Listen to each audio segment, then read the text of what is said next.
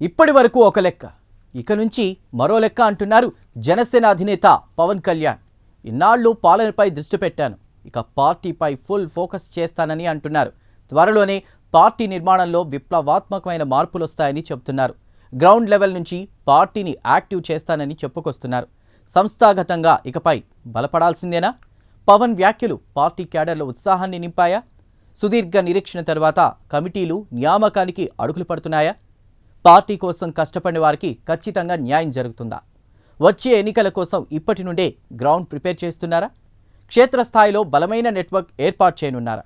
ఇంతకీ ఆ పార్టీలో జరుగుతున్న చర్చ ఏంటి? మరిన్ని వివరాలు ఈ స్టోరీలో తెలుసుకుందాం.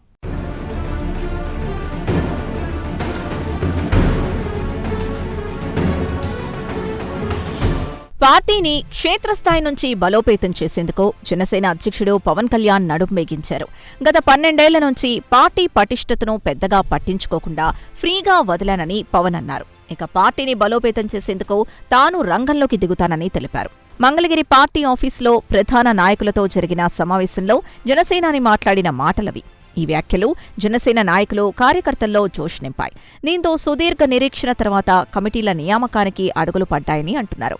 అలాగే అందరినీ పక్కకు పెట్టి జనసేన అధ్యక్షుడే కమిటీలను ఎంపిక చేస్తూ ఉండడంతో పార్టీ నాయకులు ఫుల్ ఖుషి అవుతున్నారు. ఇక పార్టీ కోసం కష్టపడి పనిచేసిన ప్రతి కార్యకర్తకు ఖచ్చితంగా న్యాయం జరుగుతోందని భావిస్తున్నారు.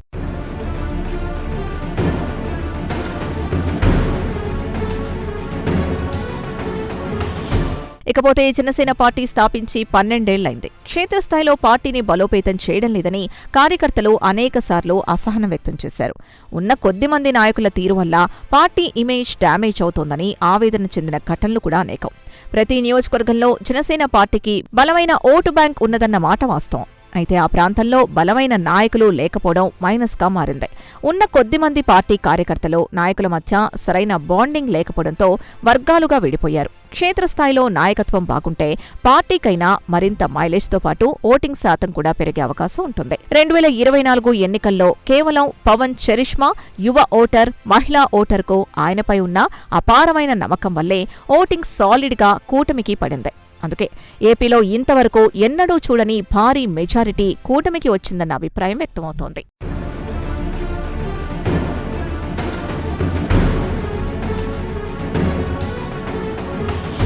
ఇక కూటమి ప్రభుత్వం అధికారంలోకి వచ్చిన నాటి నుంచి జనసేన పార్టీ కమిటీలు వేస్తారని, పదవులు తీసుకుని పార్టీకి భారంగా మారిన వారిని తొలగిస్తారని ఎప్పటికప్పుడు దిగువ స్థాయి నాయకులు చర్చించుకున్నారు. గతంలో పదవులు పొందిన నాయకుల్లో కొందరు టీడీపీ నాయకులకు తొత్తులుగా మారారని కార్యకర్తలు ఆరోపణలు చేశారు. వారిచ్చే తాయిలాలకు ఆశపడి పార్టీని తాకట్టు పెట్టేస్తున్నారని ఏకరువు పెట్టారు. వీటన్నిటినీ పరిగణలోకి తీసుకుని కొత్త కమిటీల ఏర్పాటుకు గ్రీన్ సిగ్నల్ ఇచ్చారు పార్టీ అధినేత పవన్ కళ్యాణ్. ఇందులో భాగంగానే ఆశావహుల లిస్టు కూడా తీసుకున్నారు. వారికి సంబంధించిన ఫీడ్బ్యాక్ కూడా తెప్పించి పదవులు కేటాయించేందుకు అధిష్టానం సిద్ధమైందని వార్తలొచ్చాయి. కమిటీలు, నాయకుల్ని అధిష్టానం ప్రకటించడమే తరువాయి అనుకుంటున్న సందర్భంలో జనసేనాని బిగ్ ట్విస్ట్ ఇచ్చారట. నాయకులు కమిటీల కూర్పు ప్రక్రియలో తాను కూర్చొని ఖరారు చేస్తానని చెప్పారట. ఆయన అన్నట్లే లిస్టు తెప్పించి అందులో వారి బ్యాక్ ఫీడ్ తీసుకుని చర్చించారట. దాదాపు ఇది ఫైనల్ పొజిషన్కు వచ్చినట్లు సమాచారం.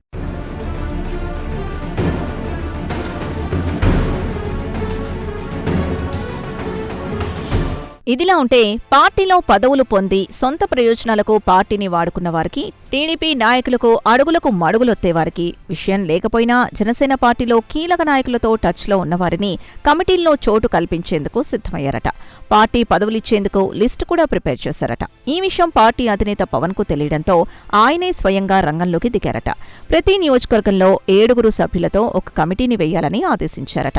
ఇక పదవులు ఆశించేవారి జాబితా ఆ కమిటీకి అందజేస్తారు. పూర్తిస్థాయిలో ఫీడ్బ్యాక్తో కమిటీలో ఆశావహుల గురించి చర్చిస్తారు. వాళ్ల బలాలు, బలహీనతలు తెలియజేస్తూ ఒక నివేదికను అధిష్టానానికి అందజేస్తారు.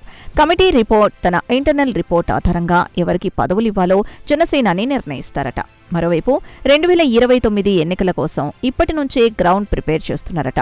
క్షేత్రస్థాయి నుంచి బలమైన నెట్వర్క్ని ఏర్పాటు చేసుకుని నికార్సైన నాయకుల్ని, నాయకత్వాన్ని అందించే దిశగా అడుగులు వేస్తున్నారట జనసేన అధ్యక్షుడు పవన్ కళ్యాణ్.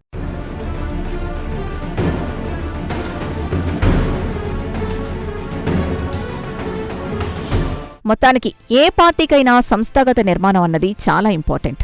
అదే పార్టీని నిలబెడుతుంది. జనసేన ఇప్పుడు అధికారంలో ఉంది. దాంతో పార్టీని కూడా బలోపేతం చేసుకోవాలని భావిస్తున్నట్టు విశ్లేషకులు అభిప్రాయపడుతున్నారు. ఓవరాల్గా పార్టీలో భారీ మార్పులు ఉండటం ఖాయంగా కనిపిస్తోంది. మరి పవన్ పార్టీ కమిటీల్లో ఎవరికి ఎలాంటి పదవులు ఇస్తారో వేచి చూడాలి.